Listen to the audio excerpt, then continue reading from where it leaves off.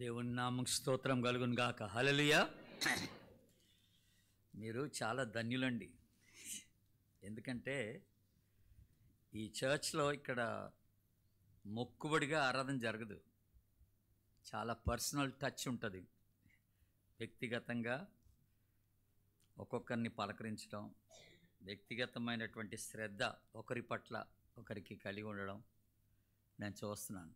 మీ pastor గారు కానీ, పాస్టమ్మ గారు కానీ, చిన్న పాస్టర్ కానీ, ఆ పర్సనల్ టచ్ అనేది చాలా ఇంపార్టెంట్. ఏదో మొక్కుబడిగా ఆరాధన జరిపించామన్నట్టు కాదు, మేము వచ్చామన్నట్టు కాకుండా మరి చాలా వ్యక్తిగతంగా మీతో పలకరిస్తూ మీ సమస్యలన్నీ తెలుసుకొని ప్రార్థిస్తూ ముందుకు సాగటం అనేది గొప్ప ఆశీర్వాదకరమని నేను నమ్ముతున్నాను. సో దాన్ని బట్టి దేవునికి ఎంత కృతజ్ఞత చెల్లిస్తున్నాను. 3 దినాలు ఇక్కడ ఉన్నాను. నేను మొన్నటి నుంచి ఇక్కడే ఉన్నాను. మరి ఎంతమంది ఈవినింగ్ మీటింగ్స్కి వచ్చారో తెలీదు. మీలో చాలామంది రాలేదనుకోండి. ఈరోజు ఎక్కువ మంది కనపడుతున్నారు. సో ఎంతో గొప్ప ప్రేమ మరి పాస్టర్ గారి ద్వారా, అమ్మగారి ద్వారా నేను పొందుకున్నాను ఇక్కడ. మరి వారు చాలా మిమ్మల్ని అందరినీ చాలా ప్రేమిస్తారు. మేము డైనింగ్ టేబుల్ దగ్గర కూర్చున్నా మీ గురించిన ఆలోచన వస్తూ ఉంటుంది. ఊరికే మీ గురించిన ప్రస్తావనే జరుగుతుంది. అక్కడ సంఘస్థుల గురించే మాట్లాడతారు. కనుక అది చాలా గొప్ప సంగతి. అది మరి మీ గురించిన ప్రార్థనలు చేస్తుంటారు, ఆలోచన కలిగి ఉంటారు. కనుక మీరు కూడా వారిని బాగా ప్రేమిస్తున్నారు. ఇవన్నీ నేను గమనిస్తూ వస్తున్నాను. ఇప్పుడే కాదు, నేను ప్రతిసారి వచ్చినప్పుడల్లా ఇవన్నీ గమనిస్తూ ఉంటాను. కనుక నిజంగా ప్రభుకి ఎంతో కృతజ్ఞత చెల్లిస్తున్నాను. మరి 3 దినాలు మీ మధ్య ఈ రీతిగా ఉండి మీ ప్రేమను పొందుకొని ఈ పరిచర్యలో పాల్గొనడానికి ఇచ్చిన శ్రేష్టమైన అవకాశం బట్టి దేవుని దాసులు, దైవజనులు పాస్టర్ జోసెఫ్ బెన్ని గారికి, మరి అమ్మగారికి, అలాగే యవన సేవకులు మోజస్ గారికి నా ప్రత్యేకమైన కృతజ్ఞతలు నేను తెలియచేస్తా ఉన్నాను.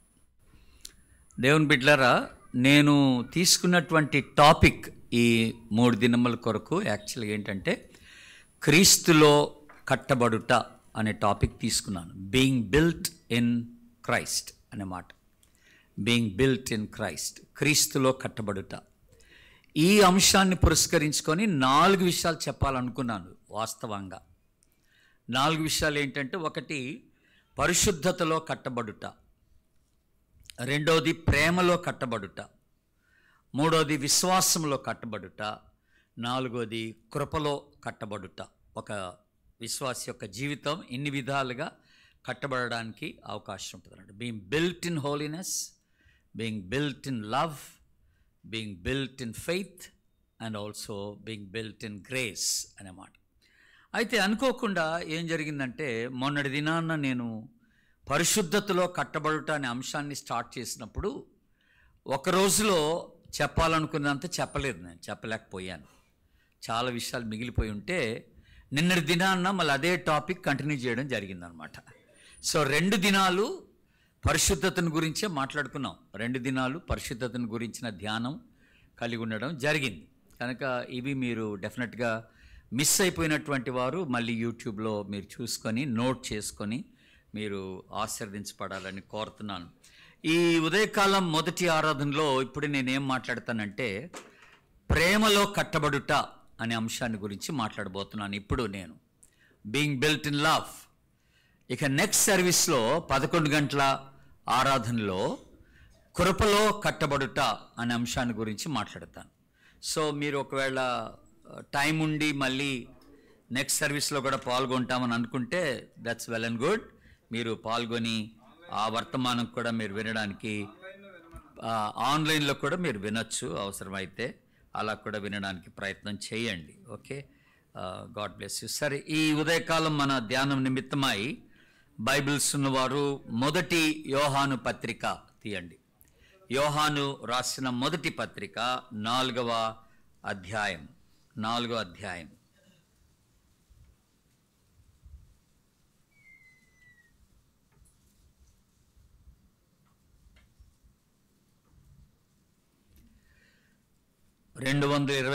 పేజ్ నెంబర్ 8వ వచనం మాత్రమే చూద్దాం.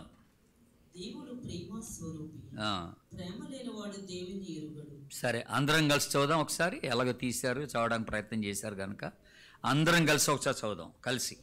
దేవుడు ప్రేమస్వరూపి, ప్రేమ లేనివాడు దేవుని ఎరుగడు. అందరు ఆమెనండి. దేవుడు ప్రేమ స్వరూపి, ప్రేమ లేనివాడు దేవుని ఎరుగడు. This is the basic foundation of a Christian. క్రైస్తవునికి ఉన్నటువంటి ప్రధానమైనటువంటి పునాది ఇదే. నిజంగా మనం ప్రభువుని ఎరిగిన వారమైతే ప్రేమ కలిగి ఉండాలట. ఎందుకంటే మన ప్రభు ప్రేమ స్వరూపి అనే మాట రాయబడింది అక్కడ. ఆయన ప్రేమ అయి ఉన్నాడు అనే మాట.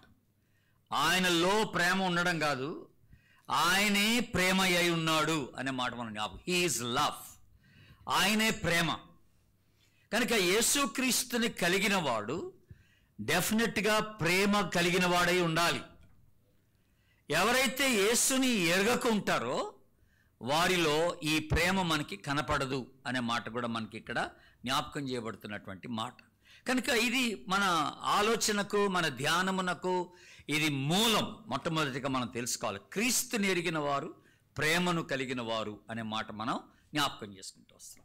అయితే దేవుని బిడ్డలారా, ఒక ప్రశ్న, 2 ప్రశ్నలు మిమ్మల్ని అడగాలి. Do you feel loved by anyone? నువ్వు ఎవరి చేతనైనా ప్రేమించబడుచున్నాననే ఫీలింగ్ నీకున్నదా? నన్ను ఒకరు ప్రేమిస్తున్నారు, నేను ఒకరి చేత ప్రేమించబడుతున్నాను అని నీకు ఎప్పుడైనా అనిపించిందా? ఇది ఒక ప్రశ్న. రెండో ప్రశ్న ఏంటంటే, నువ్వెవరినైనా ప్రేమిస్తున్నావా? యథార్థంగా నీలో ఆ ప్రేమ ఉందా? ఆ ప్రేమను నువ్వు ఇతరులకు చూపించగలుగుతున్నావా? Are you in love with someone or do you love somebody? ఈ ప్రశ్న కూడా మనం వేసుకోవాల్సినటువంటి ఒక మాట. మనం జనరల్గా ఈ ప్రేమను గురించి మాట్లాడేటప్పుడు ఇట్స్ నాట్ ఎన్ ఎమోషన్. ఇది ఒక భావోద్రేకం కాదండి. ప్రేమ అనేది ఒక భావోద్రేకం కాదు. ఇది ఏదో జరిగిపోయి ఆ ప్రేమ పుట్టిందంటాం కాదు. ఇక్కడ ప్రేమ అనేది క్రైస్తవ జీవితానికి ఇది ఒక కమిట్మెంట్. చాలా జాగ్రత్తగా వినాలి మీరు. ఇట్స్ ఎ సమర్పణ. ఇది ఒక సమర్పణ అన్నమాట ప్రేమ అనేది. కనుక నేను ప్రేమించటానికి నన్ను నేను సమర్పించుకుంటున్నాను అన్నమాట. అది గుర్తుపెట్టుకోవాల్సినటువంటి మాట. ఇదేదో భావోద్రేకంగా నాలో వచ్చినటువంటి ఒక ఫీలింగ్, ఒక ఆలోచన కాదనే మాట నేను జ్ఞాపకం చేసుకోవాలి. కనుక నేను ఒక వ్యక్తి పట్ల నా ప్రేమను చూపిస్తానంటే దాంట్లో సమర్పణ ఉందన్నమాట, కమిట్మెంట్ అనేది ఉంటుంది అనే మాట మనం జ్ఞాపకం చేసుకోవాలి. దేవుని ఇట్స్ వెరీ ఇంపార్టెంట్. తర్వాత ఇంకొక మాట ఏంటంటే, దేవుని ప్రేమ మనందరి పట్ల ఉచితంగా చూపించబడిన ప్రేమ. అది ఒకసారి దేవుని స్తోత్రం చెప్పండి. హల్లెలూయా. దేవుని ప్రేమ మన అందరి పట్ల ఉచితంగా చూపించబడినటువంటి ప్రేమ. అయితే ఇంకా వేరే ఇతర ఏ ప్రేమ అయినా కూడా దేవుని బిడ్డలారా, అది ఇట్ డిమాండ్స్ సంథింగ్. అది ఏదో ఆశించి ప్రేమించడమే జరుగుతుంది, కానీ మిగతా ప్రేమల్లో ఏదో ఆశించడం అనేది జరుగుతుంది. అంటే దాని అర్థం ఏంటంటే, మిగతా ప్రేమలన్నీ కూడా కండిషనల్ లవ్ అనే మాట మనం జ్ఞాపకం చేసుకుంటాం. షరతుతో కూడినటువంటి ప్రేమలే మిగతా ప్రేమలన్నీ కూడా. దేవుని ప్రేమ ఒక్కటే షరతులు లేకుండా మన పట్ల చూపించబడినటువంటి ప్రేమ. ఇది చాలా ఇంపార్టెంట్ మాట. నువ్వు ఎవరివైనా సరే, నీ స్థితి ఎలాంటిదైనా సరే, నీ బ్రతుకు ఎలాంటిదైనా సరే, నువ్వు ఆయన పట్ల ప్రేమ చూపిస్తున్నా చూపించకపోయినా సరే, God continuously shows his love towards you. దేవుడు ఆయన ఎడతెగకుండా ఎప్పటికీ ఆయన నన్ను ప్రేమిస్తున్నటువంటి వాడుగా ఉంటున్నాడనే మాట మనం మొట్టమొదటిగా జ్ఞాపకం చేసుకోవాల్సినటువంటి మాట.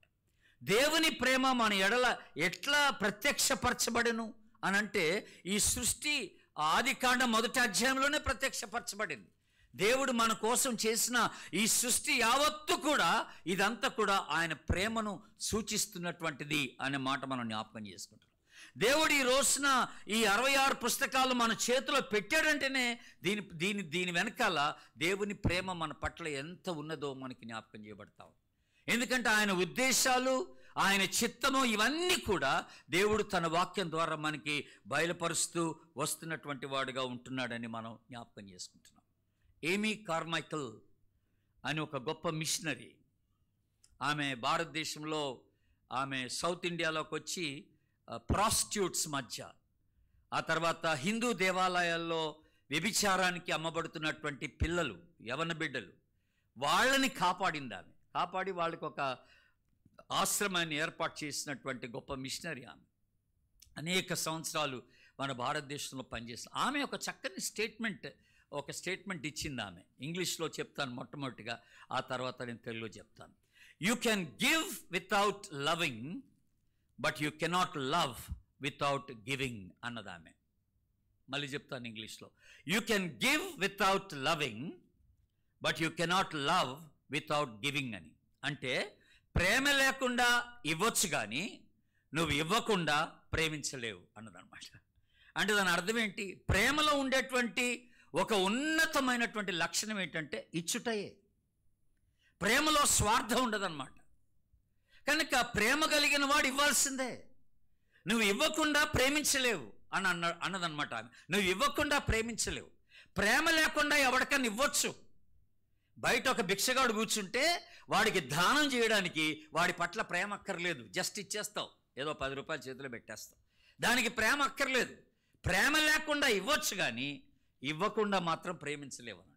అంటే నీలో ప్రేమ అంటూ ఉంటే డెఫినెట్గా ఇచ్చే గుణం నీలో ఉంటుందని దేవుడు జ్ఞాపకం చేస్తాడు. లవ్ ఆల్వేస్ గివ్స్ అనే మాట. అందుకనే దేవుడు ప్రేమయే ఉన్నాడు అంటున్నాం మనం. ఆయన మనల్ని ప్రేమించాడు కనుక తన కుమారుణ్ణి ఇచ్చాడు. యేసు ప్రభు మనల్ని ప్రేమించాడు కనుక యేసు ప్రభు మన కోసం తన ప్రాణమునిచ్చాను, తన రక్తాన్ని పెట్టేశాడు మన కోసం. దేవుని బిడ్డలారా, ఇది కూడా మనం జ్ఞాపకం చేసుకోవాల్సినటువంటి ఒక ప్రాముఖ్యమైనటువంటి మాట. దేవుని బిడ్డలారా, love gives. Not only love gives, but Prema also forgives అనే మాట. ప్రేమ క్షమిస్తుంది కూడా అనే మాట మనం జ్ఞాపకం చేసుకుంటున్నాం. ఇది కూడా చాలా ప్రాముఖ్యమైనటువంటి మాటగా మనం తీసుకోవాలి. దేవుని బిడ్డలారా, ఎవరైతే ఈ దేవుని ప్రేమను కలిగి ఉండరో వారు దరిద్రులు అనే మాట కూడా మనం జ్ఞాపకం చేసుకోవాలి. దే ఆర్ ద పాపర్స్ అనే మాట. ఇంగ్లీష్లో పాపర్ అంటే పేదోడి కన్నా ఇంకా దిగజారిన స్థితిలో ఉన్నటువంటి వాడని అర్థం అనమాట. ద పాపర్ అనే మాట మనం మాట్లాడు. కనుక ప్రేమ లేనివాడు దరిద్రుడే.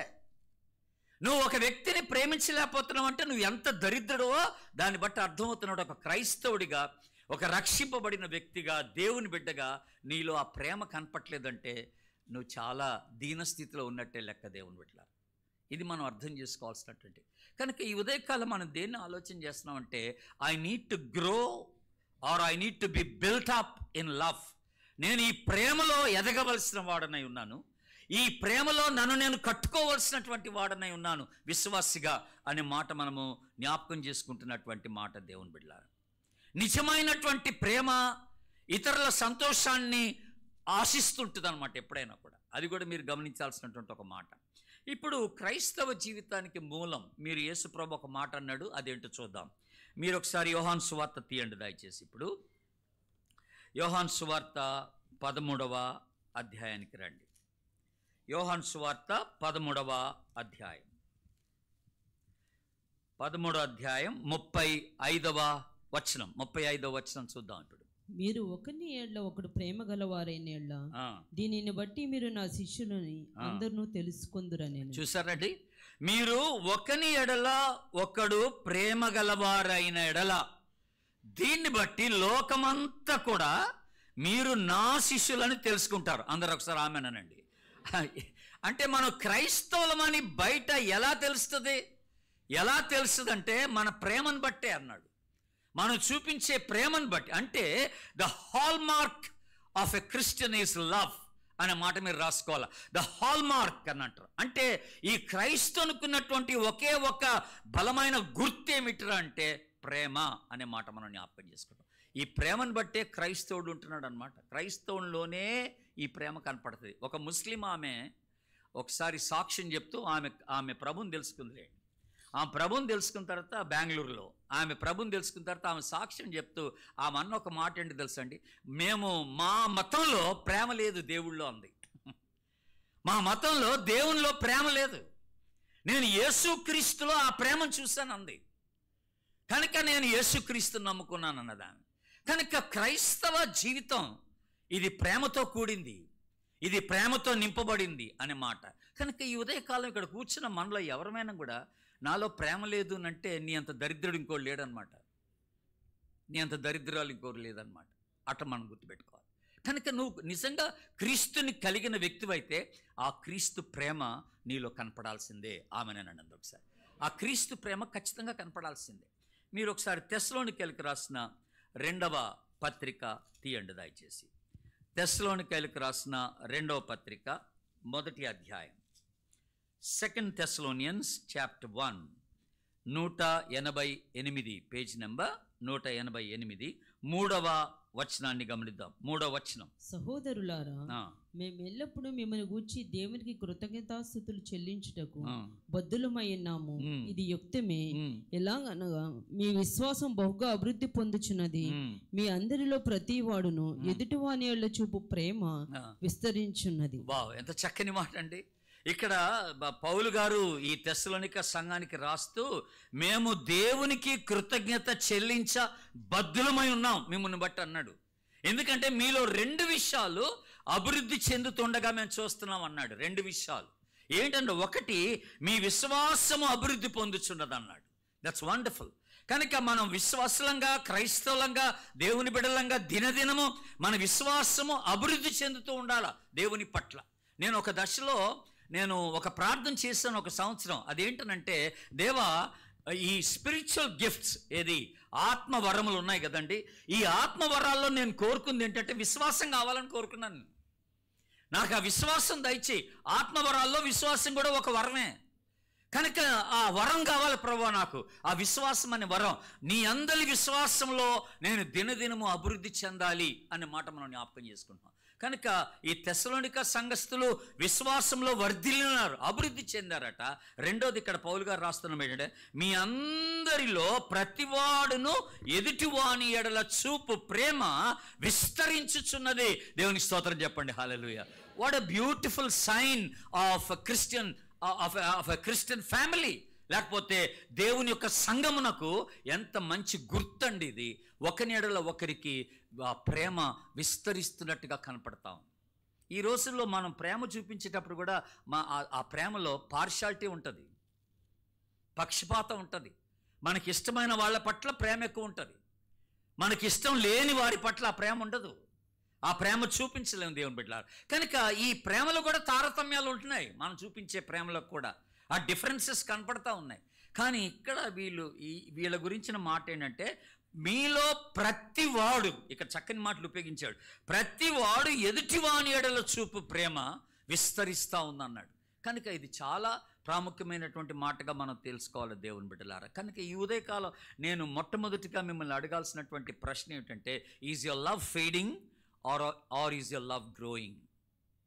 మీ ప్రేమ అలాగే చల్లారిపోతుందా, సన్నగిలిపోతుందా, తగ్గిపోతుందా, లేకపోతే మీ ప్రేమ దినదినము అది పెరుగుతూ వస్తుందా అని అడుగుతున్నాను నేను. అది దినదినము పెరుగుతూ వస్తుందా? 3 ఇంపార్టెంట్ మాటలు చెప్తాను, అవి మీరు రాసుకోండి. 3 ఇంపార్టెంట్ మాటలు మీరు గుర్తుపెట్టుకోవడానికి. ప్రేమ లేని పరిశుద్ధత వేషధారణ, ఇది మొదటి మాట. ప్రేమ లేని పరిశుద్ధత వేషధారణ. రెండవది, ప్రేమ లేని పరిచర్య, ఇది వ్యర్థం. ప్రేమ లేని పరిచర్య వ్యర్థం, గుర్తుపెట్టుకోవాలి. నేను తర్వాత మనం లాస్ట్లో కొన్ని విషయాలు, దీనికి సంబంధించిన విషయాలు కొన్ని మీకు హైలైట్ చేస్తాను. ఆ తర్వాత మూడోది, పరిశుద్ధత లేని ప్రేమ స్వార్థం. పరిశుద్ధత లేని ప్రేమ ఇది స్వార్థమైనది అనే మాట మనం జ్ఞాపకం చేసుకున్నాం. సో ఈ 3 మాటలు ఎప్పటికీ మీరు గుర్తుపెట్టుకోవాలి. ప్రేమ లేని పరిశుద్ధత వేషధారణ, ప్రేమ లేని పరిచర్య ఇది స్వార్థంతో కూడింది, ఇది వ్యర్థమైంది అనే మాట. ప్రేమ లేని పరిచర్య వ్యర్థమైనదనే మాట. మూడవది, పరిశుద్ధత లేని ప్రేమ ఇది స్వార్థంతో కూడింది అనే మాట జ్ఞాపకం చేసుకుంటాం. ఇంకొక చక్కని మాట పౌలు గారు మన సంఘాల గురించి ఆయన రాస్తూ, మీరు తెస్సలోనిక పత్రికలో ఉన్నారు కనుక పేజ్ తిప్పండి, తిమోతి పత్రికకు రండి. మొదటి పత్రిక మొదటి అధ్యాయం 5వ వచనం చూడండి. ఉపదేశానుసారం ఏదనగా పవిత్ర హృదయము నుండి, మంచి మనస్సాక్షి నుండి, నిష్కాంపటమైన విశ్వాసము నుండి కలుగు ప్రేమయే. ఇప్పుడు చూసారా, ఈ క్రైస్తవ జీవితానికి సంపూర్ణ అంటే ఉపదేశ సారం అన్నాడు. ఈ మొత్తం టీచింగ్ క్రైస్తవ లోకానికి ఉన్నటువంటి సంపూర్ణమైన బోధ ఏమిట్రా అంటే, ఉపదేశ సారం ఏంట్రా అంటే, the summary of the entire teaching ఏమిట్రా అంటే ప్రేమ అన్నాడు. నిష్కపటమైన ప్రేమ అని అన్నాడు. చూసారు ఎంత బ్యూటిఫుల్ మాట మాట్లాడాడు అంటే. అర్థమేంటి దేవుని బిడ్డారా? మనము దేవుని వాక్యాన్ని ఎరిగిన వారమైతే, దేవుని వాక్యం చేత నింపబడిన వారమైతే డెఫినెట్గా ఆయన ప్రేమ చేత నింపబడినటువంటి వారంగా ఉంటామని దేవుడు మనకి జ్ఞాపకం చేస్తున్నాడు. ప్రేమ విశ్వాస జీవితంలో క్షేమాభివృద్ధిని కలగజేస్తుంది అనే మాట మనకి జ్ఞాపకం చేయబడుతున్నమాట. ఇప్పుడు దేవుని ప్రేమ ఒకసారి మనం చూద్దాం. ఎఫెసీయులకు రాసిన పత్రిక, అందరికీ తెలిసినటువంటి లేఖన భాగాన్ని తీయండి. ఇప్పుడు ఎఫెసీయులకు రాసిన పత్రిక 3వ అధ్యాయం.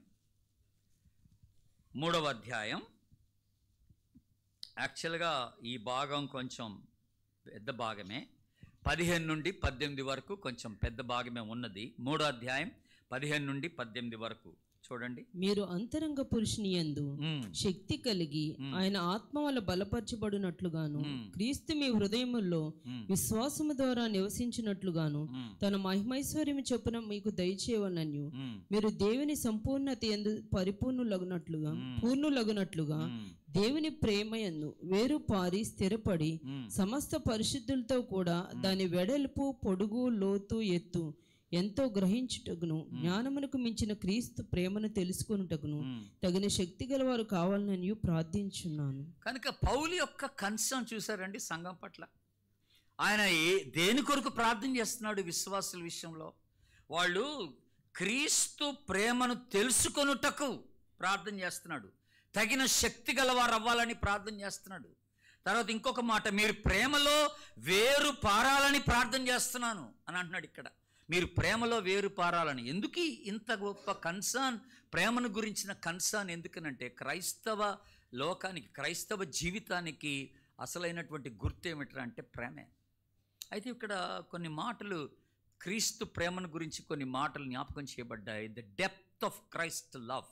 మొట్టమొదటిగా దేవుని యొక్క ప్రేమ యొక్క లోతెంత అనే మాట మనకు జ్ఞాపకం చేస్తుంది. ఆ లోతెంతో నువ్వు తెలుసుకోవాలంటున్నాడు. దేవుని ప్రేమ యొక్క లోతెంతరా అంటే, నేను దిగజారినప్పుడు, నేను కృంగిపోయినప్పుడు, నేను త్రోసివేయబడినప్పుడు, నేను అడుగంటిపోయినప్పుడు ఆ ప్రేమ నాదాకా వచ్చిందనమాట. అది నన్ను చేరుకున్నటువంటి ప్రేమ. దేవునికి స్తోత్రం చెప్పండి, హల్లెలూయా. ఆ ప్రేమ ఆ స్థాయి వరకు దిగజారిపోయి నన్ను చేపట్టుకుని లేవనెత్తినటువంటి ప్రేమ అది. అందుకని ఒక గొప్ప దైవజనుడు అంటాడు, యేసు ప్రభు పరలోకాన్ని నుండి భూలోకానికి రావడం అనేదంట, he came from the uttermost to the guttermost అని అన్నాడు ఆయన. He came from the uttermost to the guttermost అంటే ఆ ఉన్నతమైన స్థితి నుండి ఆ భయంకరమైనటువంటి ఆ మురికి గుంట, గట్టర్ అనే మాట మనం మాట్లాడుతున్నాం, గటర్ మోస్ట్ అక్కడికి వచ్చాడు అంట. మనం ఏ స్థితిలో దిగజారిపోయామో అక్కడ దాకా లోతుకు వచ్చేసాడు ఆయన. అంత దిగజారిపోయి లోతుకు వచ్చేసి ఆయన నన్ను లేవనెత్తి తన బిడ్డగా నిలబెట్టుకున్నాడు. దేవునికి స్తోత్రం. ఇది దేవుని ప్రేమలో ఉన్నటువంటి లోతు అనే మాట మనం జ్ఞాపకం చేసుకుంటాం. ఇప్పుడు దేవుని ప్రేమలో ఉన్నటువంటి ఎత్తు ఏంటి? ఎత్తు ఏమిటంటే ఇక్కడే చూడండి. మీరు ఇక్కడ ఎఫెసీ పత్రికలో ఉన్నారు కనుక మీరు 2వ అధ్యాయం చూడండి ఒకసారి. 2వ అధ్యాయంలో చక్కని మాట అక్కడ మనకి జ్ఞాపకం చేయబడుతున్నటువంటి మాట 7వ వచనం. 2వ అధ్యాయం 7వ వచనం. క్రీస్తు యేసునందు మనల్ని ఆయనతో కూడా లేపి పరలోకమందు ఆయనతో కూడా కూర్చుండబెట్టాడు. ఇప్పుడు చూసారా, ఈ ప్రేమలో ఉన్నటువంటి ఎత్తు ఏమిటంటే, ఇంత దిగజారిన స్థితిలో ఉన్న నన్ను ఆయన లేవనెత్తి ఆయనతో పాటు కూర్చుండబెట్టను. అంత ఎత్తులో కూర్చుండబెట్టాడు. దేవునికి స్తోత్రం చెప్పండి, హల్లెలూయా. ఆయనతో పాటు కూర్చుండబెట్టాడు, ఆ పరలోకంలో కూర్చుండబెట్టాడు. ఆ స్థితిని నాకు కలగజేశాడు. పరలోకపు స్థితిని నాకు కలగజేసినటువంటి ప్రేమ, అంత ఉన్నతమైనటువంటి స్థితిని కలగజేసినటువంటి ప్రేమ, అది దేవుని ప్రేమ యొక్క ఎత్తుల గురించి మనం మాట్లాడుకోవడానికి అది తగినటువంటి మాటగా జ్ఞాపకం చేస్తాం. తర్వాత దేవుని ప్రేమ యొక్క వెడల్పెంత? దేవుని ప్రేమ యొక్క వెడల్పు అంటే ఎంత అనంటే, అది ఎంతమందినైనా చేర్చుకోగలిగినటువంటి ప్రేమ. మరొకసారి దేవునికి స్తోత్రం చెప్పండి. అది వెడల్పు. ఎంతమందికైనా ఈ ఆహ్వానం ఉంది, ఎవరికైనా ఈ ఆహ్వానం ఉంది. ఈ ప్రేమలో, ఈ ప్రేమ అందరినీ చేర్చుకోవడానికి సిద్ధంగా ఉన్నటువంటి ప్రేమ. ఈ ప్రేమ అందరినీ చేర్చుకోగలిగినటువంటి ప్రేమగా మనం చూస్తాం. ఆ తర్వాత ఈ ప్రేమ యొక్క పొడుగు ఏమిట్రా దేవుని ప్రేమలో ఉన్నటువంటి పొడుగు ఏమిట్రా అంటే, శాశ్వత కాలము నుండి శాశ్వత కాలం వరకు ఈ ప్రేమ మన పట్ల అది కనపరుస్తూ ఉన్నటువంటి ప్రేమ. దేవునికి స్తోత్రం. ఇది దేవుని యొక్క ప్రేమలోని పొడుగు అనే మాట మనం జ్ఞాపకం చేసుకుంటాం. శాశ్వత కాలం, from generations to generations, from eternity to eternity, శాశ్వత కాలం నుండి శాశ్వత కాలం వరకు ఆ ప్రేమ ఆ మన పట్ల, ప్రజల పట్ల అది కనపరుస్తూ వచ్చినటువంటి ప్రేమని దేవుడు మనకి జ్ఞాపకం చేస్తున్నాడు. కనుక దేవుని బిడ్డలారా, ఇంత ప్రేమ చూపించినటువంటి దేవుణ్ణి మనం కలిగి ఉన్నప్పుడు ఆ ప్రేమను మనం కలిగి ఉండాలి. అందుకనే ఈ ప్రేమని బట్టట సంఘము ఆదరించబడాలి. Amen, amen. ఈ ప్రేమను బట్టే సంఘం ఆదరించబడాలి. ఈ ప్రేమలోనే సంఘం ఎదగాలి. దేవుని బిడ్డలారా, ఈ ప్రేమలోనే సంఘం ఎదగాల. కనుక ఫిలిప్పీ పత్రిక, నెక్స్ట్ పత్రిక తీయండి, ఎఫెసీ పత్రిక తర్వాత ఫిలిప్పీ పత్రిక మొదటి అధ్యాయం 9వ వచనం నుండి 11 కలిపి ఉన్నాయి. 9, 10, 11 ఒకసారి చూడండి. అక్కడ మీరు శ్రేష్టమైన కార్యములను వివేచింపగలవారగుటకు మీ ప్రేమ తెలివితోనూ సకల విధములైన అనుభవ జ్ఞానముతోనూ కూడినదై అంతకంతకు అభివృద్ధి పొందవాలని. ఆగండి, ఏమన్నాడు పౌలు? ఏమని ప్రార్థన చేస్తున్నాడు? మీ ప్రేమ తెలివితో అనుభవ జ్ఞానముతో కూడినదై అంతకంతకు అభివృద్ధి పొందాలంటున్నాడు. సంఘస్థుల ప్రేమ దేవుని పట్ల, ఇతరుల పట్ల అంతకంతకు అభివృద్ధి చెందాల. దేవుని బిడ్డలారా, పోయిన సంవత్సరం నవంబర్ నెలకి, ఈ సంవత్సరం నవంబర్ నెలకి దేవుని పట్ల నీకున్న ప్రేమ అది అభివృద్ధి చెందిందా, సన్నగిల్లిపోయిందా, తగ్గిపోయిందా అనేది ప్రశ్న. నువ్వెంతగా ప్రభువుని ప్రేమించగలుగుతున్నావు? ఇది చాలా ఇంపార్టెంట్ క్వశ్చన్ మనం అడగాల్సింది. విశ్వాసంలో అభివృద్ధి చెందాలి, దేవుని పట్ల ప్రేమలో కూడా నేను అభివృద్ధి బద్ధుడనై ఉన్నానని జ్ఞాపకం చేసుకుంటున్నాను. ఇందాక నేను ఆ ఎమీ కార్మైకల్ స్టేట్మెంట్ ఇచ్చినప్పుడు అందులో ఒక మాట చూసాం, ఏంటంటే లవ్ ఈజ్ నాట్ సెల్ఫిష్ అనే మాట. ఇది స్వార్థమైనది కాదు ప్రేమ, ఇది సెల్ఫ్ సాక్రిఫైసింగ్ అని అంటాం మనం. అంటే స్వయంని త్యాగం చేసుకున్నటువంటి ప్రేమ. నా గురించి ఆలోచించదు ఈ ప్రేమ ఎప్పుడు కూడా. క్రీస్తు ప్రేమ ఎప్పుడు కూడా నీలో నీ గురించి ఆలోచింపనివ్వదు. ఆ ప్రేమ ఎదుటి వ్యక్తిని గురించినటువంటి చింతన ఆ ప్రేమ నీలో కలగచేస్తుందని జ్ఞాపకం చేసుకుంటాం. ఇప్పుడు మీరు ఫిలిప్పీ పత్రికలో ఉన్నారు కనుక 2 మాటలు అక్కడ చూద్దాం. చూడండి ఆ ప్రేమను గురించి. 2వ అధ్యాయం, ఫిలిప్పీ పత్రిక 2వ అధ్యాయం 4వ వచనాన్ని ఒకసారి గమనించండి. 4వ వచనం, మీలో ప్రతి వాడును తన సొంత కార్యములను మాత్రమే కాక ఇతరుల కార్యములను కూడా చూడవాలి. ఇప్పుడు ప్రేమలో ఉన్నటువంటి లక్షణం ఏంటి? నీ గురించి నువ్వు ఆలోచించుకోవు అంటున్నాడు అనమాట. నువ్వు ఇతరుల కార్యాలను గురించి ఆలోచన చేస్తావు. You need to have a concern for others, you need to think about others, you need to pray about others, and you need to give time for others. నువ్వు ఇతరులకి సమయం ఇస్తావు, ఇతరుల గురించిన చింతన కలిగి ఉంటావు, ఇతరుల గురించినటువంటి ఆలోచన నువ్వు కలిగి ఉంటావని దేవుడు జ్ఞాపకం చేస్తాడు. ప్రతివాడును తన సొంత కార్యాలు చూసుకుంటున్నాడు. This is very sad. నేను మీ అందరి గురించి చేసే ప్రార్థన ఏంటంటే, మీరు ఒకని ఎడల ఒకడు ప్రేమ కలిగిన ప్రేమలో మీరు విస్తరించాలని నేను ఆశపడుతూ ఉంటే మీరు సెల్ఫిష్ పీపుల్గా తయారయ్యారంటున్నాడు. కనుక ఈ సెల్ఫిష్ కాకుండా ఎదుటి వ్యక్తి పట్ల కన్సర్న్ కలిగినటువంటి వ్యక్తుల్ని ఇద్దరిని పరిచయం చేశాడు ఈ పత్రికలో. 2 వ్యక్తుల్ని పరిచయం చేశాడు. ఒకడెవరో చూడండి, 2వ అధ్యాయం, ఈ 2వ అధ్యాయం 19-20 వచనాలు గమనించండి. 19-20 వచనాలు. నేనును మీ క్షేమము తెలుసుకుని ధైర్యము తెచ్చుకుని నిమిత్తము తిమోతిని శీఘ్రంగా మీ యొద్దకు పంపుటకు ప్రభువైన యేసునందు నిరీక్షించున్నాను. మీ క్షేమ విషయమే నిజంగా చింతించువాడు అతని వంటి వాడెవడునూ నా యొద్ద లేడు. విన్నారండి? ఎవరిని పంపిస్తున్నాడంట? ఫిలిప్పీ సంఘానికి తిమోతిని పంపిస్తున్నాను. ఎందుకు తిమోతిని పంపిస్తున్నాను? మీ గురించి చింతించువాడు ఇతని వంటి వాడు నా దగ్గర ఎవరు లేడన్నాడు. ఆశ్చర్యం ఏంటంటే, Timothy is a pastor for the Ephesus church. ఎఫెసీ సంఘానికి కాపరి తిమోతి. ఇప్పుడు ఏ సంఘానికి పంపిస్తున్నాడు? ఫిలిప్పీ సంఘానికి పంపిస్తున్నాడు. మరి ఎఫెసీ సంఘంలో కాపరిగా ఉన్నాడు, ఫిలిప్పీ సంఘస్థుల పట్ల ఎలాగ ఆసక్తి కలిగి ఉన్నాడు? అది క్రీస్తు ప్రేమ.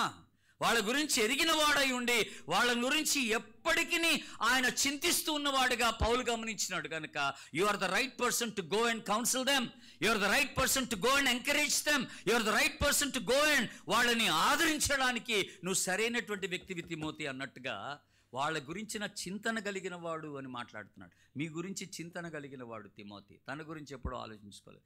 ఇంకొక వెరీ ఇంట్రెస్టింగ్ క్యారెక్టర్, ఎదుటి వ్యక్తి పట్ల చింతన, ప్రేమలో కలిగిన చింతన. మీరు ఇదే అధ్యాయం చూడండి, 25-26 వచనాలు గమనించాయి. 25-26 వచనాలు. మరియు నా సహోదరుడును, జత పనివాడును, నా తోటి యోధుడును, మీ దూతయు, నా అవసరములకు ఉపచరించువాడునైనా ఎఫ్రోదితును మీ యొద్దకు పంపుట అగత్యమని అనుకుంటుని. చూసారండి, ఎపఫ్రోదితును మీ యొద్దకు పంపుట అగత్యమని నేను అనుకుంటున్నాను. ఎందుకంట ఇప్పుడు చదవండి. అతడు రోగి ఆయనని, రోగి ఆయనని మీరు వింటిరి కదా. అతడు మమ్మల్ని చూడ మిగులు అపేక్ష గలవాడు విచారపడుచుండు. చూసారండి, మిమ్మును చూడవలనని అపేక్ష గలవాడై ఉన్నాడు. బేసిక్గా అతడు రోగి అయి ఉన్నాడు. చాలాసార్లు మనకున్న ప్రాబ్లం ఏంటంటే, మనకి ఎప్పుడైనా రోగం వస్తే ఎవరైనా మనల్ని దర్శించి మనల్ని ఆదరించి మన కోసం ప్రార్థన చేయాలని ఎక్స్పెక్ట్ చేస్తాం. మనకు రోగం వస్తే, ఇక్కడ తిమోతి అట రోగం వచ్చి ఈ సంఘస్థులు చూడటానికి ఇష్టపడుతున్నాడు. సారీ, ఎపఫ్రోదితు అట రోగం వచ్చి ఈ సంఘస్థులు చూడాలని ఇష్టపడుతున్నాడట, వాళ్ళని ఆదరించాలని ఇష్టపడుతున్నాడట. తన విషయం తనకి చింతన లేదు. కనుక ప్రేమలో ఉన్నది ఏంటంటే సెల్ఫిష్ అనేది లేదండి. ఆ స్వార్థం అనేది ప్రేమలో ఎప్పటికీ ఉండదు. నా గురించిన చింతన, నా ఆలోచన, నా క్షేమం, నా బాగు, ఇది కాదు. ఈ క్రీస్తు ప్రేమ ఆలోచించేది ఇది కాదు అనే మాట మనం జ్ఞాపకం చేసుకుంటున్నాం దేవుని బిడ్డ. కనుక ఈ తెస్సలోనిక సంఘానికి రాస్తూ పౌలు గారు చక్కని మాట అన్నాడు. అది కూడా చూద్దాం ఒకసారి. చూడండి, 4వ అధ్యాయం, మొదటి పత్రిక, ఫస్ట్ లెటర్, 186, 4వ అధ్యాయం, పేజ్ నెంబర్ 186, 9-10 వచనాలు. సహోదర ప్రేమను గూర్చి మీకు వ్రాయనక్కరలేదు. మీరు ఒకరినొకడు ప్రేమించుటకు దేవుని చేతనే నేర్పరచబడితిరి. అలాగుననే మాసిదోనియా అంతటా ఉన్న సహోదరులందరినీ మీరు ప్రేమించున్నారు. చూసారండి, అసలు నాకు చాలా ఆశ్చర్యం కలుగుతుంది. మీకు సహోదర ప్రేమను గురించి వ్రాయనక్కర్లేదు అని అన్నాడు. మీరు ప్రేమించుటకు దేవుని చేతనే నేర్పబడి ఉన్నారు. అందరూ ఒకసారి ఆమెనండి. ఎంత మంచి మాట అండి. ఈ ప్రేమ మనలో ఉందా అని అడుగుతున్నా. ఈ ప్రేమ నీలో ఉందా అని అడుగుతున్నా. Do you love others with Christ love? క్రీస్తు ప్రేమ చేత మీరు ఇతరులని ప్రేమించగలుగుతున్నారా? భార్యను ప్రేమిస్తున్నారా? భర్తను ప్రేమిస్తున్నారా? ఆ రీతిగా మీ పేరెంట్స్ని ప్రేమిస్తున్నారా? మీ పిల్లల్ని ప్రేమిస్తున్నారా? మీ అత్తగారిని, మీ కోడల్ని, మీ తమ్ముడిని, చెల్లిని, అక్కని, ఆ రీతిగా క్రీస్తు ప్రేమని వారి పట్ల మీరు చూపించగలుగుతున్నారా అనేది, స్వార్థం లేకుండా, వితౌట్ ఎనీ ఎక్స్పెక్టేషన్స్. నేను ఎందుకు ప్రేమించాలా, వాడు నాకేం చేశాడు, నేను ప్రేమిస్తే ఏమొస్తుంది, వాట్ విల్ ఐ గెట్. ప్రేమ ఎప్పుడు కూడా నాకేమొస్తుందని అడగదు. ప్రేమ ఎప్పుడు కూడా ఏది ఆశించదు. ఈ నాలో క్రీస్తు ప్రేమ ఉన్నది, నేను ప్రేమించాలి, దట్స్ ఇట్. నేను ఆ ప్రేమను కనపరుస్తున్నాను, అంతవరకే. ఆ ప్రేమను కనపరుస్తూ నేనేమి ఆశించడం లేదు. అవతల వ్యక్తి ప్రేమిస్తాడా లేదా అనేది నేను చూడటం లేదు, నేను గమనించట్లేదు. I don't care. వాడు నన్ను ప్రేమించకపోయినా పర్వాలేదు బాని, బట్ ఐ కీప్ లవింగ్. నేను కంటిన్యూస్గా ఆ వ్యక్తిని ప్రేమించబద్ధుడనై ఉన్నాననే మాట జ్ఞాపకం చేస్తున్నాను. కనుక పరిశుద్ధాత్మ ద్వారా, రోమా 5:5 అంటాడు, పౌలు అంటాడు, రోమా 5:5, పరిశుద్ధాత్మ ద్వారా క్రీస్తు ప్రేమ మనలో కుమ్మరింపబడుతుందనంట. పరిశుద్ధాత్మ ద్వారా క్రీస్తు ప్రేమ మనలో కుమ్మరింపబడతా ఉంది దేవుని బిడ్డ. ఇంగ్లీష్లో ఇంకో చక్కని మాట ఉంది, పౌలు గారు మాట్లాడుతూ, మీరు తీయొద్దులే కానీ కొరింథీ పత్రిక 13వ అధ్యాయం, మొదటి పత్రిక, అంత ప్రేమను గురించే కదా. దాంట్లో 2 మాటలు, చక్కని మాటలు మాట్లాడాడు. ఒక మాట ఏంటంటే దాంట్లో చెప్పింది, love will not keep accounts అని అన్నాడు ఇంగ్లీష్లో. Love will not keep accounts అని అంటే అపకారమును మనసులో ఉంచుకోదు అని. నాకు తెలుసు నువ్వేం చేసావో నాకు అన్ని కాదు. అక్కడ నేను నిన్నెందుకు ప్రేమించాలా, ఒకప్పుడు నువ్వు ఎలా ప్రవర్తించావో నాకు తెలుసు, నా పట్ల నీకున్న అభిప్రాయం ఏంటో నాకు తెలుసు, అప్పుడు అలా చేసావు కదా. We don't keep accounts. మనం అపకారమును మనసులో ఉంచుకొని ప్రేమించమండోయ్. గుర్తుపెట్టుకోండి దేవుని బిడ్డలారా, దట్స్ వెరీ రాంగ్. ఒకవేళ అలాగా మనం చేస్తున్న వారం అయితే చాలా పెద్ద పొరపాటు చేసినట్టే లెక్క. ఇప్పుడు మనం ఒక ప్రాముఖ్యమైనటువంటి విషయానికి వస్తున్నాం ప్రేమలో. ప్రకటన గ్రంథం తీయండి ఇప్పుడు దయచేసి అందరూ. ప్రకటన గ్రంథం 2వ అధ్యాయాన్ని తీయండి. ప్రకటన గ్రంథం 2వ అధ్యాయం. 2వ అధ్యాయం మొదటి యాక్చువల్గా 7 వచనాలు మనం చదువుకోవాల్సినవి ఉన్నాయి. ఎఫ్ఎస్సి సంఘాన్ని గురించిన విషయాలే ఇక్కడ రాశాడు. బేసిక్గా యోహానికి ఇవ్వబడిన దర్శనంలో ఎఫ్ఎస్సి సంఘాన్ని గురించినటువంటి దర్శనం ఇక్కడ రాయబడినట్టుగా ఉంది. అయితే మనం ఇదంతా మొదటి 7 వచనాలు చదవనక్కర్లేదు, కానీ 2, 3, 4, 5 వచనాలు చూద్దాం. నీ క్రియలను, నీ కష్టమును, నీ సహనమును నేను ఎరుగుదును. నీవు దుష్టులను సహింపలేవనియు అపోస్తులు కాకియే తమ అపోస్తులమని చెప్పుకుని వారిని పరీక్షించి వారు అబద్ధికులని నీవు కనుగొంటువనియు, నీవు సహనము కలిగి నా నామము నిమిత్తము భారం భరించి అలయలేదని నేను ఎరుగుదును. అయినను మొదట నీకుండిన ప్రేమను నువ్వు వదిలితువని నేను నీ మీద తప్పు ఒకటి మోపవలసి ఉన్నది. అక్కడ నాకు ఆశ్చర్యం కలుగుతుందండి. ఈ ఎఫ్ఎస్సి సంఘానికి పత్రిక బేసిక్గా పౌలు గారు ఎఫ్ఎస్సి సంఘంలో 3 సంవత్సరాలు పనిచేశాడు. కన్నీటితో వాళ్ళ కొరకు ప్రార్థన చేశాడు, కన్నీటితో ప్రయాసపడ్డాడు. 3 సంవత్సరాలు అక్కడ పనిచేశాడు. పనిచేసిన తర్వాత మీరు ఆ 3 సంవత్సరాలు పనిచేసినటువంటి ఆ వివరాలన్నీ కూడా మీరు ఇంటికి వెళ్ళిన తర్వాత అపోస్తల కార్యం 20 అధ్యాయం చదవండి. అపోస్తల కార్యం 19-20 ఎఫ్ఎస్సి పట్టణంలో జరిగిన పరిచర్య, అక్కడ ఆయనకు వచ్చినటువంటి శ్రమలు, ఎలా కొట్టబోయారు, ఎలాగ ఆయన హింసించారు ఎఫ్ఎస్సి సంఘంలో, ఎఫ్ఎస్సి పట్టణంలో. ఆ తర్వాత ఎఫ్ఎస్సి సంఘంలో ఆయన చేసిన పరిచర్య గురించిన వివరాలన్నీ కూడా అపోస్తల కార్యం 20 అధ్యాయంలో మనం చూస్తాం దేవుని బిడ్డలారా. అయితే ఇంకొక గొప్ప సంగతి ఏంటంటే ఎఫ్ఎస్సి పత్రిక రాసినప్పుడు మీరు చూడండి ఒకసారి, అంటే ఇక్కడికి వస్తాం, ప్రకటన గ్రంథానికి వస్తాం ఒక్క నిమిషంలో. ఒకసారి ఎఫ్ఎస్సి పత్రిక లాస్ట్ చాప్టర్ తీయండి. లాస్ట్ చాప్టర్ ఎఫ్ఎస్సి పత్రిక మీరు ఆ లాస్ట్ చాప్టర్ చూస్తే ఏది 6వ అధ్యాయం 24వ వచనంలో ఏమని రాశాడు చూడండి. మన ప్రభు అయిన యేసు క్రీస్తును శాశ్వతమైన ప్రేమతో ప్రేమించి వారందరికీ కృప కలుగునుగా. దేవునికి స్తోత్రం చెప్పండి, హల్లెలూయా. అంటే ఆ సంఘాన్ని ఆయన ఎంకరేజ్ చేస్తూ రాసిన మాట ఏంటంటే తుదకు. యాక్చువల్గా ఈ ఎఫ్ఎస్సి పత్రికలో మేజర్ పార్ట్ ఆయన ఉపయోగించినటువంటి ఒక భాగం ఏంటంటే ప్రేమను గురించి మాట్లాడాడు. ఆ ప్రేమ యొక్క లోతు, ఎత్తు, వెడల్పు ఇవన్నీ మాట్లాడుతూ వచ్చాడు. ఆ ప్రేమలో మీరు వేరు పారాలా ఇవన్నీ మాట్లాడుతూ వచ్చి ఆ ఎఫ్ఎస్సి సంఘంలో అన్నట్టు చాలామంది యేసుక్రీస్తు ప్రేమలో వర్ధిల్లుతున్నటువంటి వారు ఉన్నారని గ్రహించాడు. అందుకని లాస్ట్ గ్రీటింగ్స్లో కూడా ఆయన ఆ చివరి మాటల్లో కూడా చక్కని మాట ఏమన్నాడంటే, ప్రభు అయిన యేసుక్రీస్తును శాశ్వతమైన ప్రేమతో ప్రేమించే వారందరికీ దేవుని కృప కలుగునుగాక అంటున్నాడు. అంటే వాళ్ళ యొక్క ప్రేమని చాలా హైలైట్ చేశాడు ఇక్కడ. ఆ సంఘస్థుల యొక్క ప్రేమని హైలైట్ చేశాడు. ఇప్పుడు విచారకరంగా ఇప్పుడు ప్రకటన గ్రంథానికి వద్దాం. ఇప్పుడు ఇదే సంఘాన్ని గురించి దేవుడు మాట్లాడుతున్నటువంటి మాట ఏమిటో ఇప్పుడు మనం చూద్దాం, ఇదే సంఘాన్ని గురించి. అయితే ఎఫ్ఎస్సి పత్రిక తర్వాత మళ్ళీ ప్రకటన గ్రంథానికి వచ్చే లోపలండి దాదాపుగా కొంతమంది ఏమంటారంటే 5 సంవత్సరాల గ్యాప్ వచ్చిందని అంటారు, కొంతమంది మరి ఎక్కువ సంవత్సరాల గ్యాప్ వచ్చిందని కూడా అంటారు. ఈ రెండింటికి మధ్య గ్యాప్ అన్నమాట. ఆ పత్రిక రాసిన దానికి ఇక్కడ యోహాను కలిగినటువంటి దర్శనానికి మధ్య గ్యాప్ అన్నమాట. ఒకవేళ 5 సంవత్సరాల గ్యాప్ అనుకుందాం, లేకపోతే 10 సంవత్సరాల గ్యాప్ అనుకుందాం.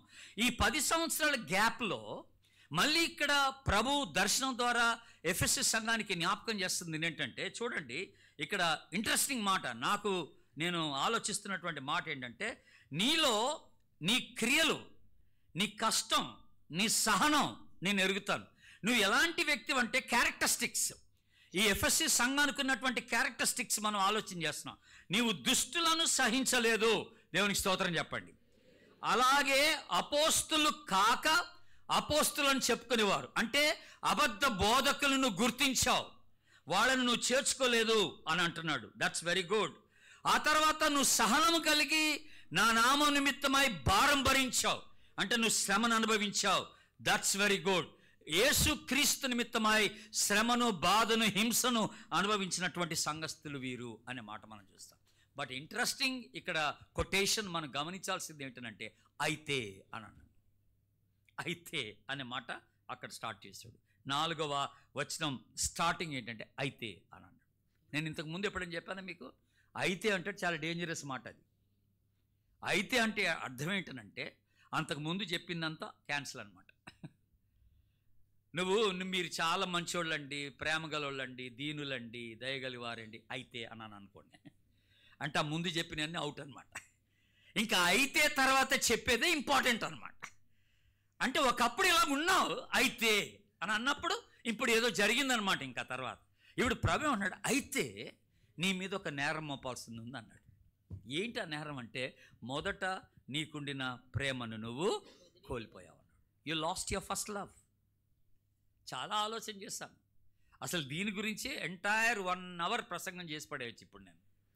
ఆ ఫస్ట్ లవ్ గురించే, ఆ మొదటి ప్రేమని ఎట్లా మీరు కోల్పోయారు, ఆ దేవుని పట్ల మీకున్న ఆ హృదయం, లేకపోతే ఆ ఆశ, ఆ యొక్క తృష్ణ, అది ఎలాగ పడిపోయింది, ఇతరుల పట్ల మీకున్న ప్రేమ ఎలాగ తగ్గిపోయింది, నశిస్తున్న ఆత్మల పట్ల మీకున్న ప్రేమ ఎలా తగ్గిపోయింది, దేవుని వాక్యం పట్ల మీకున్న ప్రేమ ఎలాగ తగ్గిపోయింది. దేవుని బిడ్డలారా, ఇవన్నీ మనం ఆలోచన చేయాల్సినటువంటి మాటలు. ఒకటి, మీ మీద నేను నేరం మోపుతున్నా. ఒకప్పుడు ప్రభువుని ఎరిగిన క్రొత్త దినాల్లో మీకున్న ప్రేమ ఇప్పుడు కనపట్లేదు అంటున్నాడు. ఆ మొదటి ప్రేమ యు హ్యావ్ లాస్ట్ అంటున్నాడు. నిజమేనండి. నేను యేసు ప్రభువుని అంగీకరించిన దినాలు ఎంత తృష్ణ, ఎంత ఆసక్తి, ఎంత ప్రేమో నాకు. నేను ఎప్పుడు టైం దొరికితే అప్పుడే నేను మోకాళ్ళ మీద పడిపోవడం ఇష్టపడేవాడిని. ఎప్పుడు టైం దొరికితే అప్పుడు బైబిల్ తీసి చదివేసేవాడిని, గంటల తరబడి బైబిల్ చదివేసేవాడిని. ఇప్పుడు అలాగా చేయట్లేదు కదా నేను. అంత ఆసక్తి, అంత ప్రేమ, అంత తృష్ణ ఇప్పుడు నాకు లేకుండా పోయింది విచారకరంగా. అంటే నేను కూడా ఈ ప్రేమలో సన్నగిలిపోయాను అనమాట. మొదటి ప్రేమ లాస్ట్. ఆ మొదటి ప్రేమ కోల్పోయినటువంటి స్థితిలో మనం ఉంటున్నాం దేవుని బిడ్డలారా. నిజంగా ఆ ఆసక్తి, ఆ ప్రేమ దేవుని పట్ల మనకి ఈరోజు ఉందా అని మనం జ్ఞాపకం చేసుకున్నాం. ఎప్పుడైతే ప్రేమ ఫేడ్స్ అవే, ప్రేమ పోతుందో విశ్వాసం బలహీనం అయిపోద్ది. గుర్తుపెట్టుకోండి. దేవుని పట్ల ప్రేమ కోల్పోయినప్పుడు దైవభక్తి తగ్గిపోద్ది. దేవుని పట్ల ప్రేమ కోల్పోయినప్పుడు దేవుని బిడ్డలారా మనకి లోక సంబంధమైన విషయాల పట్ల ఆసక్తి పెరిగిపోద్ది. ఇది మనం గమనించాల్సిన మాట. లోక సంబంధమైన వాటి పట్ల మనకి ఆసక్తి పెరిగిపోద్ది. ప్రభు అన్నాడు, ఈ లాస్ట్ డేస్లో ఉన్నట మనకి ప్రేమ చల్లారిపోద్ది అన్నాడు. ఎవరి పట్ల? దేవుని పట్ల, ఇతరుల పట్ల. ఇప్పుడు నేను ఇక్కడ ఎఫెసీ సంఘాన్ని గురించి మీకు హైలైట్ చేయాలనుకున్న మాట ఏంటంటే, ఒక వ్యక్తి సహనం కలిగి దుష్టుని ఎదిరించి అబద్ధ బోధకులను గుర్తిస్తూ తన క్రియలు సరిగా పెట్టుకొని కష్టపడి ప్రభు కోసం జీవించటం ప్రేమ లేకుండా సాధ్యమేనా అని. అంటే వీళ్ళు చాలా చేశారు, వీళ్ళు కష్టం ఉంది, వీళ్ళ ప్రయాసం ఉంది, వీళ్ళకి సహనం ఉంది, వీళ్ళు దుష్టుని అంగీకరించలేదు, ఎంటర్టైన్ చేయలేదు, అబద్ధ బోధకులను గుర్తించగలిగినారు, వీరు అలయలేదు అనే మాట ఇక్కడ జ్ఞాపకం చేస్తున్న మాట. అయినా కూడా ఇవన్నీ కూడా ఎలా చేయగలిగారంటే ప్రేమ లేకుండా చేశారు. ఇది సాధ్యమేనా అని అడుగుతున్నాను నేను. ప్రేమ లేకుండా సాధ్యమేనా? ఇన్ ద బిగినింగ్, ఒకప్పుడు మనకి ఎలాగుండింది మన లైఫ్? మీరు 73వ కీర్తన 25వ వచనం ఏమంటాడు? 73వ కీర్తన 25వ వచనంలో, ఈ లోకములో నీవు తప్ప నాకెవరున్నారు అంటాడు కదా. నీవు తప్ప నాకెవరున్నారు ఈ లోకంలో? నీవుండగా నాకు ఈ లోకంలో ఏది అక్కర్లేదు అంటాడు. ఒకప్పుడు మన ప్రేమ అలాగుండింది. నువ్వు ఉంటే చాలు ప్రభువా, నీ సన్నిధి చాలు ప్రభువా, నీ ప్రేమ నా పట్ల ఎంతో ఉంది ప్రభువా, నీ వాక్యం చాలు ప్రభువా, నేను నీ మందిరంలో గడిపేస్తాను ప్రభువా, నీ సేవ చేస్తాను ప్రభువా, అది చాలు ప్రభువా అన్నటువంటి ఒకప్పుడు ఆ యొక్క సమర్పణ, ఆ ప్రేమ ఇప్పుడు ఎలా తయారైపోయిందంటే మెకానికల్గా తయారైపోయింది. ఇప్పుడు రిచువల్గా తయారైపోయింది, ఒక అలవాటుగా అయిపోయింది. అది మెకానికల్ అయిపోయిందన్నమాట. ఇప్పుడు ఆ ఎంతూజియాజం లేదు, ఇప్పుడు ఆ జీల్ మనలో కనపడటం లేదు. ఇప్పుడు అంతగా దేవుని కొరకు మనం టైం తీసుకోలేకపోతున్నాం. దేవుని బిడ్డలారా, దేవుని కార్యాల పట్ల మనకు ఆసక్తిని క్రమక్రమేణా మనం కోల్పోతూ వస్తున్నట్టుగా గమనిస్తున్నాం దేవుని బిడ్డలారా. What a sad thing, what a sad thing. కనుక ఇప్పుడు ప్రశ్న ఏంటంటే, ఇంత యాక్టివ్గా దేవుని పరిచయలో కొనసాగుతూ కూడాను ప్రేమ లేకుండా ఉండొచ్చా అనేది. ప్రేమ లేకుండా ఇవన్నీ చేయగలమా అనేది పెద్ద పాయింట్ నాకు. ప్రేమ లేకుండా చేస్తామా? కానీ 1 కొరింథీలో పౌలు గారు ఒక మాట అన్నాడు చూడండి. 1 కొరింథీ 16వ అధ్యాయం, 1 Corinthians 16వ అధ్యాయం 14వ వచనం. మీరు చేయి కార్యములన్నీ ప్రేమతో చేయుడి. ఆమెనండి. ఎలా చేయాలట అంటే ఏంటి? మనం చేసే కార్యాలన్నీ ప్రేమతో చేయాలి అంటే అర్థం ఏంటండి? ఇప్పుడు జాగ్రత్తగా గమనించండి. మనం చేసే కార్యాలంటే ఫస్ట్ ఇక్కడ ఆరాధన. మనం ఆరాధన చేస్తే ప్రేమతోనే చేయాలి, మొక్కుబడిగా కాదు. ఇవాళ ఆదివారం కదా, చర్చ్కి వెళ్ళాలి కదా, మందిరంలో ఉండాలి కదా, వెళ్ళకపోతే పాస్టర్ గారు అడుగుతారు, అమ్మగారు అడుగుతారు కదా అన్నట్టు కాదు. ఇది దేవుని పట్ల నీకున్న ప్రేమతో రావాల్సినటువంటి ఆలోచన. ఆమెనండి. ఆరాధన ప్రేమతో చేయాలి.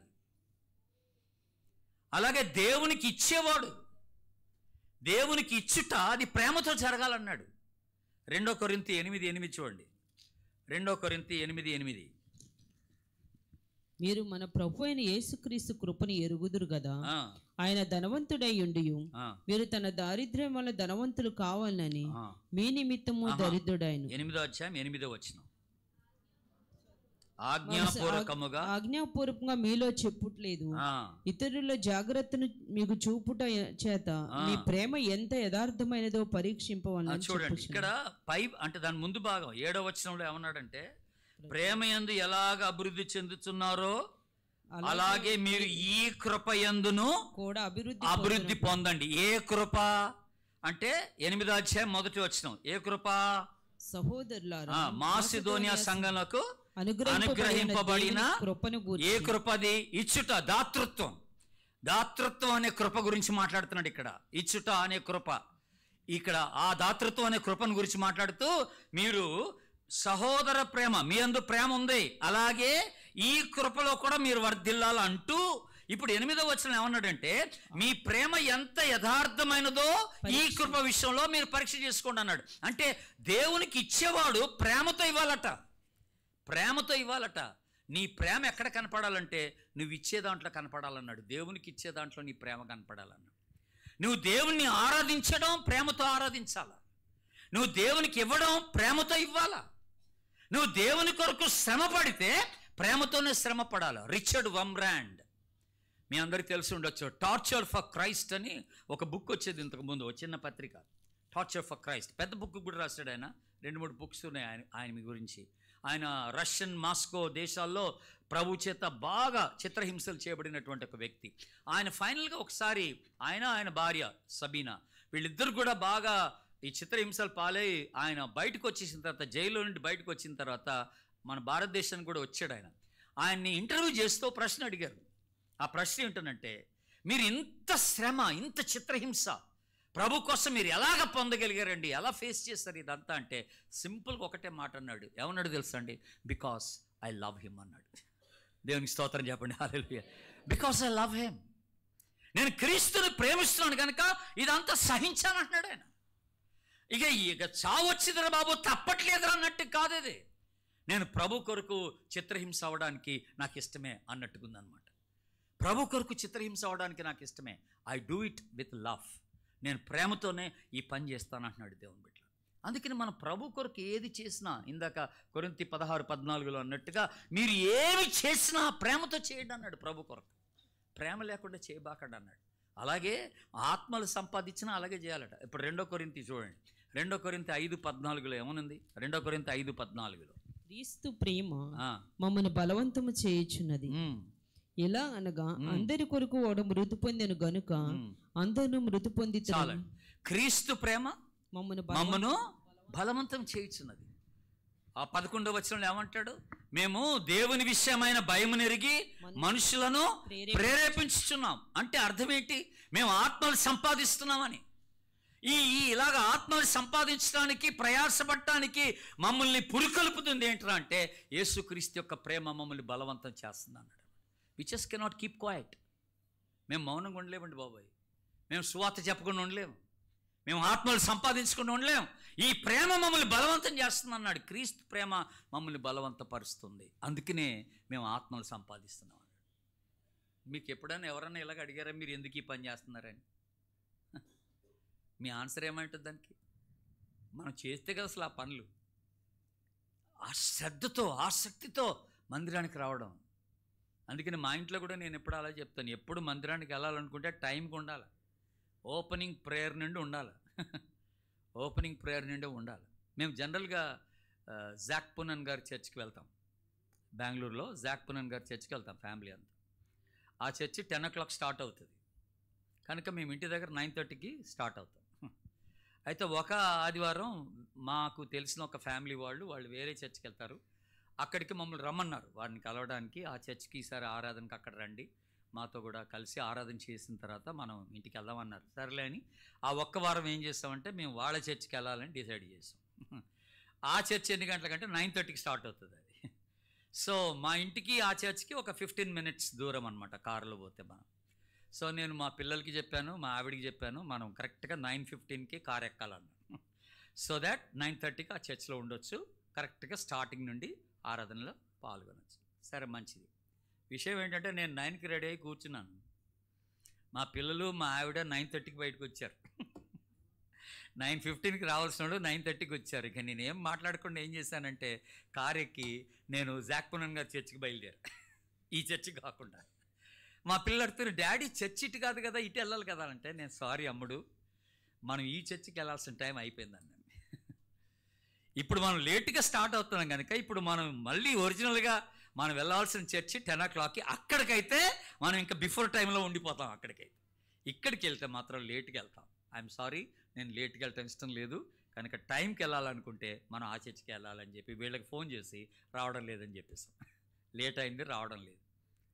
కనుక మనం ఆసక్తి మన ప్రేమను బట్టి ఉంటుంది అన్నమాట.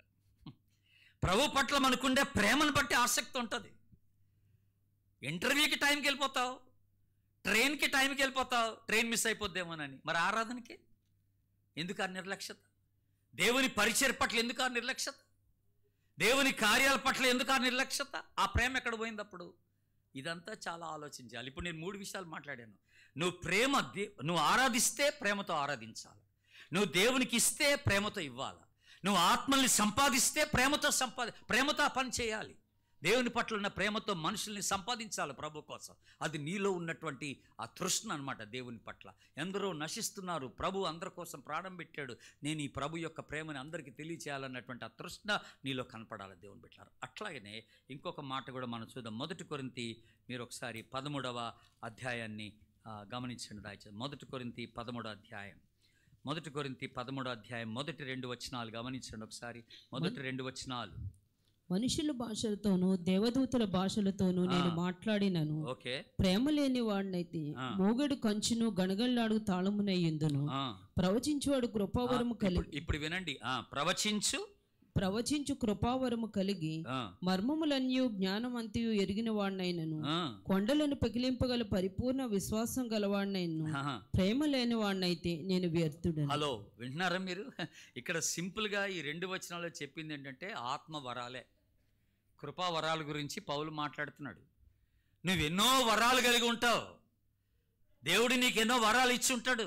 మాట్లాడే వరం, పాడే వరం, ఆరాధన నడిపించే వరం, వర్షిప్ లీడర్స్గా సండే స్కూల్ తీసుకునే వరం, యూత్ లీడర్గా ఉండే వరం, ఒక సంఘ నాయకునిగా ఉండేటువంటి వరం, ఉపదేశించే వరం, ప్రార్థించే వరం, కౌన్సిలింగ్ చేసే వరం, దేవుడు అనేక వరాలు నీకు ఇచ్చి ఉంటాడు. ఈ వరాలన్నీ ఉపయోగించడానికి ఇవన్నీ ఉపయోగించవచ్చట. దేవుని బిడ్డలారా, ఎలా ఉపయోగించవచ్చు అంటే ప్రేమ లేకుండా కూడా ఉపయోగించవచ్చు అన్నాడు. That's very sad thing. ప్రేమ లేని వాడవైతే వ్యర్థుడు అన్నాడు. ఇవన్నీ ఉపయోగించిన, ఇవన్నీ వాడుకుంటూ నువ్వు ప్రభు సేవలో ఇన్వాల్వ్ అవుతున్నప్పుడు కూడా ఇవన్నీ ప్రేమతో జరగనప్పుడు వ్యర్థం అన్నాడు. కనుక క్రైస్తవ జీవితానికి ప్రేమ ఎంత ఇంపార్టెంట్ అనేది మనం అర్థం చేసుకోవాలి. ప్రేమలు ఎదగటాలి కనుక ఏది చేసినా we need to do out of love. ప్రేమతోనే చేయాలనే మాట దేవుడిని మనకి జ్ఞాపకం చేస్తున్నాడు. అలాగే దేవుని సేవ చేసినా ప్రేమతోనే చేయాలి. అందరూ ఆమెనండి. అంటే అర్థం ఏంటి? యేసు ప్రభు పేతురుతో మాట్లాడుతూ సీమోన్ పేతురుతో, Simon Peter, do you love me అని అన్నాడు. నువ్వు నన్ను ప్రేమిస్తున్నావా అని అన్నాడు. ఎన్నిసార్లు అడిగాడు? 3 సార్లు. అప్పుడు ఆ తర్వాత ఏమన్నాడు? నీకు తెలుసు కదా ప్రభు అంటే ఏమన్నాడు? అయితే నా గొర్రెల్ని కాయి మేపు అని అన్నాడు. అంటే ఇప్పుడు దాని అర్థం ఏంటో తెలుసా? నువ్వు ప్రేమిస్తే నా గొర్రెలను చూసుకో అన్నాడు. అంటే ఇక్కడ సేవ చేయడం అనేది ప్రేమతో జరగాలని చెప్పడం అన్నమాట. ప్రేమ లేకుండా ఈ పని చేయబాక, ప్రేమ లేకుండా సండే స్కూల్ టీచర్ ఉండబాక, ప్రేమ లేకుండా సంఘ నాయకునిగా ఉండబాక, దేవుని పట్ల ప్రేమ లేకుండా ఏ పరిచయలో నువ్వు ఇన్వాల్వ్ అవ్వబాక అంటున్నాడు అనమాట. నీకు పాడటం వచ్చు కనుక, వాయిద్యాలు వాయించడం వచ్చు కనుక వాయించడం కాదు ఇక్కడ. I do it with love. నేను ప్రేమతో చేస్తాను ఈ పని. ఆరాధన నడిపించడం ప్రేమతో నడిపిస్తాను. మందిరానికి రావడం ప్రేమతోనే వస్తున్నాను నేను. కనుక నా గిఫ్ట్స్ అన్నీ కూడా, నేను వాడేటువంటి వరాలన్నీ కూడా నేను ప్రేమతోనే ప్రభు కోసం వాడాలని ప్రభు జ్ఞాపకం చేస్తున్నాడు దేవుని బిడ్డలారా. కనుక he wants our whole hearted devotion అనే మాట మనం జ్ఞాపకం చేసుకుంటాం. కరెక్షన్, దిద్దుబాటు కూడా ప్రేమతో జరగాలి. దిద్దుబాటు, మనం ఎవరైనా గద్దించినా కరెక్ట్ చేసినా అది ప్రేమతో జరగాలి. వాడి మీద ఉన్న కోపంతో కాదు జరగాల్సింది. కనుక మనము ప్రేమలో ఎదగవలసిన వారమై ఉంటున్నామని ప్రభు జ్ఞాపకం చేస్తున్నాడు. చాలా ఇంపార్టెంట్. అసలు కొరింథీ సంఘానికి పౌలు గారు రాస్తూ ఆ 13వ అధ్యాయం, 12వ అధ్యాయం, 13వ అధ్యాయం, 14వ అధ్యాయం మీరు తర్వాత స్టడీ చేసుకుంటానండి. 12వ అధ్యాయం అంతా వరాలే, మళ్ళీ 14వ అధ్యాయం అంతా వరాలే. మీరు గమనిస్తే ఈ 12వ అధ్యాయం అంతా కూడాను ఒక్కొక్కరికి దేవుడిచ్చిన వరాన్ని కొద్దీ మనం ఒక్కొక్కరిని ఎట్లా యాక్సెప్ట్ చేయాలా, ప్రతివారు సంఘంలో ఎంత ఇంపార్టెంట్, ప్రతివారిని మనం ఎట్లా గౌరవించాలా, ప్రేమించాలా, అంగీకరించాలా అనే విషయాలు మాట్లాడతాడు. 14వ అధ్యాయంలోనేమో ఈ అన్నిటి యొక్క ఇంపార్టెన్స్ మాట్లాడుతున్నాడు. భాషలు మాట్లాడే వరము, ప్రవచించే వరం యొక్క ఇంపార్టెన్స్ ఏంటో మాట్లాడుతూ వచ్చాడు. సంఘానికి క్షేమాభివృద్ధి కలగజేసేటువంటి వరాల గురించి మాట్లాడాడు. బ్యూటిఫుల్గా ఈ 2 అధ్యాయాలకి లింక్ ఏంటరా అంటే 13వ అధ్యాయం ప్రేమాధ్యాయం మాట్లాడు. అంటే ఈ 2 కూడా ప్రేమతో జరగాల్సిందే, లింకింగ్ అనమాట. ప్రేమ లేకపోతే ఈ రెండిటికి విలువ లేదు. నువ్వు వాడే వరాలకి విలువ లేదు, నువ్వు ఎదుటి వ్యక్తితో పెట్టుకునే సంబంధాలకి విలువ లేదు ప్రేమ లేకపోతే. ప్రేమ అతి ప్రాముఖ్యమైనటువంటిదనే మాట మనకి జ్ఞాపకం చేస్తూ వస్తున్నాడు. చాలా బ్యూటిఫుల్గా ఈ మాట జ్ఞాపకం చేస్తున్నాడు. కనుక దేవుని బిడ్డలారా, మన అందరం కూడా ప్రేమలో కట్టబడాలి, ప్రేమలో ఎదగాలి, ప్రేమలో వర్ధిల్లాలి, ప్రేమలో విస్తరించాలని దేవుడు మాట్లాడుతున్నాడు. అట్టి కృప పరిశుద్ధాత్మ దేవుడు మనందరికీ దయచేయునుగాక. ఆమేన్. ప్రార్థన చేసుకుందాం. కళ్ళు వంచు.